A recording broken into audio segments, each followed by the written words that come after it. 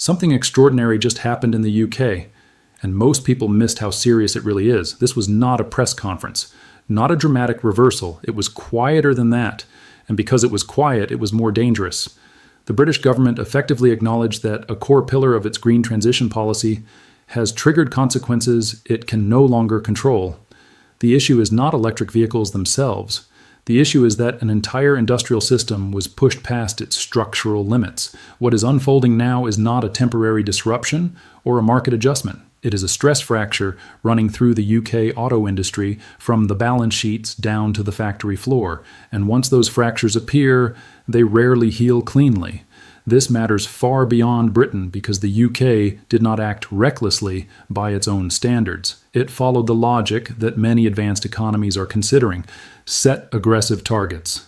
Enforce them through regulation. Force the market to move faster than it otherwise would. The assumption was that industry would adapt and consumers would follow. What is now becoming clear is that this assumption ignored a critical variable: time. Industrial systems do not pivot on command. They accumulate capabilities slowly or they fail abruptly. The UK chose speed over sequencing, and the result is a collision between political ambition and economic reality. The government framed the Zero Emission Vehicle mandate as a necessary accelerator toward a cleaner future. But acceleration without traction produces spin, not motion. As the pressure intensified, manufacturers were not innovating. They were reacting. They were not building capacity. They were buying compliance. And that distinction explains why the first visible outcome of the mandate was not technological leadership, but financial panic. This is not a story about resistance to change. It is a story about how change was engineered. The core question is no longer whether the UK should transition to electric vehicles. That debate is over. The real question now is whether forcing that transition through rigid mandates can dismantle the very industrial base required to sustain it. That is the problem Britain is now confronting, and the answer will not stay contained within its borders. To understand why this policy created so much strain, you have to understand how the mechanism actually works. The Zero Emission Vehicle mandate was not designed as guidance. It was designed as compulsion. Beginning in 2024, major manufacturers were legally required to ensure that more than 1/5 of their new vehicle sales were fully electric. If they failed, they faced fines large enough to overwhelm normal profit margins. This was not a marginal penalty. It was existential pressure. The logic was simple on paper. If companies risked massive losses, they would flood the market with electric vehicles. Consumers would adjust, infrastructure would follow, but that logic rested on a fragile assumption that demand could be manufactured as easily as supply. In reality, consumers do not respond to deadlines. They respond to cost convenience and confidence. None of those variables were fully aligned when the mandate took effect. Charging infrastructure remained uneven. Electricity prices were volatile, and many households faced rising living costs that made higher-priced vehicles unattractive regardless of incentives. Manufacturers were therefore trapped between legal obligation and market resistance. They could not stop selling combustion vehicles overnight, but every additional one sold beyond the quota carried a penalty that erased profitability. This created a choke point. The mandate did not gradually reshape incentives. It forced a binary choice: either absorb government fines or absorb consumer subsidies. There was no third option. What makes this mechanism especially dangerous is that it punished output rather than capacity. A company investing billions in future electric production still faced penalties today if consumers did not buy quickly enough. The policy therefore severed the link between long-term investment and short-term survival. Instead of rewarding progress, it punished timing. That distinction matters because it explains why even firms committed to electrification found themselves destabilized. The mandate did not ask, "Are you transitioning?" It asked, "Did you already transition?" In industrial terms, that is the difference between adaptation and shock. And when shock is applied at scale, systems do not bend. They crack. Once the mandate came into force, the economic behavior it produced was entirely predictable. Faced with punitive fines, manufacturers chose the lesser of two losses. They paid consumers instead of the state. Billions were poured into discounts, incentives, and below-cost pricing to push electric vehicles out the door. On the surface, sales appeared active. Headlines pointed to rising EV registrations, but underneath those numbers was a very different reality. This was not organic demand, it was emergency clearance. Each vehicle sold carried a hidden cost that drained capital from the system. Money that should have gone into battery plants, workforce training, and platform redesign was instead used to meet an artificial quota. This is what panic economics looks like. It keeps the system alive while hollowing it out. The result was a distorted market where price signals no longer reflected production costs or consumer preference. Electric vehicles were not being chosen. They were being pushed. And when a market relies on pressure rather than pull, it becomes unstable the moment that pressure eases or intensifies. Worse still, this behavior rewarded scale over resilience. Large firms with deeper balance sheets could absorb losses longer. Smaller suppliers and specialized manufacturers could not. That imbalance rippled through the supply chain, compressing margins and freezing investment. The mandate was meant to catalyze innovation. Instead, it converted innovation budgets into compliance expenses. This is why missing the target after such spending was so alarming. It revealed that even extreme financial sacrifice could not compensate for misaligned timing. The system had reached a point where throwing more money at the problem no longer improved outcomes. It simply accelerated exhaustion.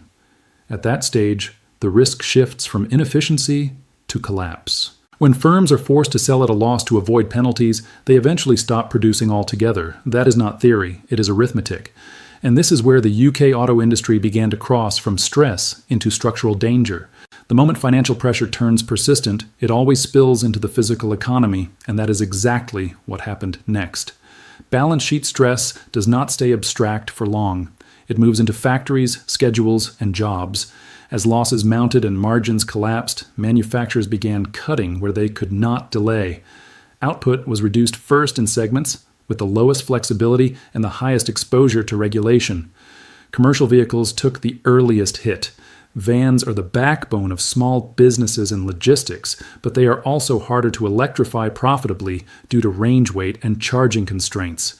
When demand failed to materialize at scale, production was simply dialed down. The numbers tell the story. UK van output collapsed at a pace that shocked even pessimists. Plants that had survived recessions, energy shocks, and global pandemics suddenly found themselves uneconomic under a regulatory framework that penalized their core product. Then came the closures. When a manufacturer announces it will shut a century-old facility, the reason is never singular, but it is never casual either. In this case, regulatory pressure was not background noise. It was cited directly as a factor undermining long-term viability. That detail matters because it signals causality, not coincidence. A policy designed to accelerate the future had begun erasing the present. Once factories close, skills dissipate, supplier networks fragment, and capital flees to jurisdictions with clearer rules. Industrial ecosystems do not pause, they decay. The fall in overall UK car production to levels associated with the early post-war period was not symbolic, it was structural. It reflected a system shedding capacity faster than it could rebuild. At that point, the mandate was no longer shaping behavior at the margin, it was determining survival. And when survival is at stake, rational actors stop thinking about innovation and start thinking about exit. As the damage became impossible to ignore, the industry crossed a line it almost never crosses. It went public. Automakers are accustomed to negotiating quietly behind closed doors. They rely on access, discretion, and long planning cycles. Public confrontation signals that private channels have failed.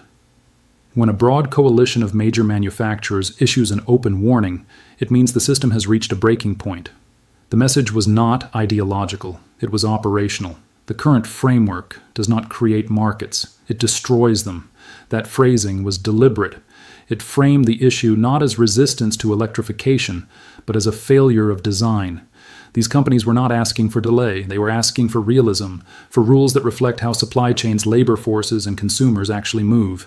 The inclusion of the UK's largest domestic producer was especially telling. This was not foreign capital threatening to leave. This was embedded industry questioning whether it could continue to operate under existing conditions. At that moment, the policy debate shifted. It was no longer about environmental ambition. It was about credibility. When government and industry lose alignment, investment freezes. Boards defer decisions. Plants operate in limbo. The announcement of a formal review acknowledged this rupture without resolving it. Reviews take time. Industry does not have that luxury. Capital allocation happens continuously, and uncertainty is itself a cost. Every month without clarity pushes projects elsewhere. This is how structural decline accelerates quietly, not through dramatic collapse, but through postponed commitments that never return. The revolt was therefore not a threat. It was a signal. The system had entered a zone where incentives no longer pointed toward domestic production. And once that happens, recovery becomes exponentially harder. Buried inside the mandate was a mechanism that few outside the industry fully appreciated, and it may prove to be the most consequential of all. Compliance credits were meant to provide flexibility. In practice, they rewired the flow of capital. Companies that exceeded electric sales targets could sell credits to those that fell short. On paper, this created efficiency. In reality, it created a transfer. Traditional manufacturers struggling with the transition began paying their competitors to remain compliant. The biggest beneficiaries were pure electric vehicle producers and increasingly overseas firms with scale advantages. Capital that could have been used to upgrade domestic facilities was redirected outward. This is where the policy crossed into paradox. A rule designed to strengthen the national transition ended up subsidizing the very players displacing domestic production. The more legacy manufacturers struggled, the more they funded rivals, better positioned for the new regime. This dynamic also interacted with global supply chains. Battery production, minerals processing, and platform development are already geographically concentrated. Credit flows reinforce those concentrations. Instead of building redundancy, the system amplified dependence. Meanwhile, consumers remained cautious and infrastructure lagged. So the transfer continued without solving the underlying mismatch. This is not how industrial leadership is built. It is how comparative advantage is surrendered. When policymakers speak of unintended consequences, this is what they mean. The system did exactly what it was incentivized to do.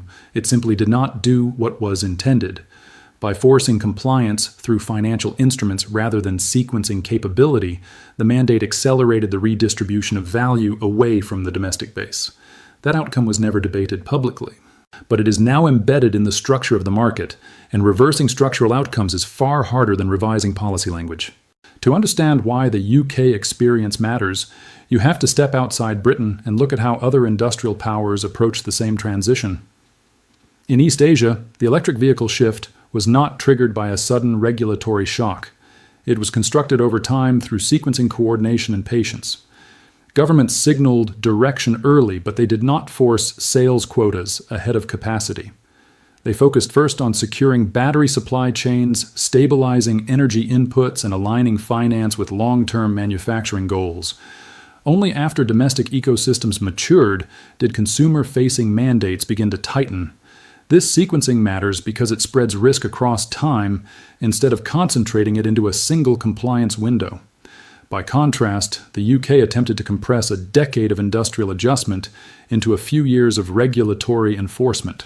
That compression magnified every weakness. It exposed infrastructure gaps before they could be filled and forced firms to compete globally without the scale or cost structure enjoyed by their rivals. This is not a moral comparison, it is a structural one. One model treats transition as a marathon, the other treats it as a sprint. The problem with sprints is that industrial systems do not recover quickly from pulled muscles. Once suppliers exit, once workers disperse, once capital relocates, momentum reverses. Britain now finds itself competing against players who built their advantage step by step, while its own base was destabilized by urgency. This creates a strategic dilemma. Slowing down risks political backlash. Speeding up risks further industrial erosion. There is no painless option left because the cost was front-loaded. The broader lesson is uncomfortable. Climate ambition does not automatically translate into industrial leadership. In fact, without sequencing, it can undermine it. The transition is not failing because electric vehicles are unviable. It is failing because the pathway ignored how industrial power is actually accumulated. That is the comparison Britain now cannot avoid, and one other economies would be wise to study closely.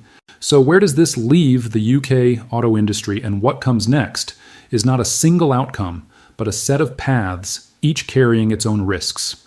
One path is incremental adjustment. Targets are softened, timelines are extended, and losses slow but do not reverse.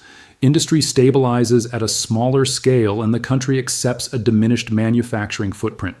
Another path is sharper correction. Policy is rewritten more aggressively to restore credibility and competitiveness, but at the cost of political volatility and short-term disruption.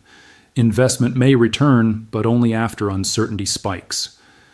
Then there is the counterintuitive path. Britain deliberately accepts a slower transition curve to rebuild capacity supply chains and confidence before tightening again. This option looks like retreat in the short term, but could preserve the industrial base required for long-term success. None of these outcomes are guaranteed, and none are cost-free. What is clear is that the original assumption has been disproven. You cannot force demand faster than systems can supply it without breaking something. The Zero Emission Vehicle mandate did not fail because the goal was wrong. It failed because the mechanism confused pressure with progress. Industrial transformation is not achieved by deadlines alone. It is achieved by alignment between capital, labor, technology, and consumers over time. When that alignment is missing, mandates become blunt instruments. The UK story is therefore not an argument against decarbonization. It is a warning about execution. As other governments consider similar approaches, the lesson is already written in Britain balance sheets and factory floors. Transition requires traction, not just acceleration, and traction is built patiently. Before we wrap up, ask yourself 2 questions. If aggressive mandates can weaken domestic industry, who ultimately benefits from the transition? And can a country lead a green future if it hollowed out the industrial base meant to deliver it? Let me know what you think in the comments below. Stay safe. Be sure to smash the like button and subscribe as we navigate through these crazy times.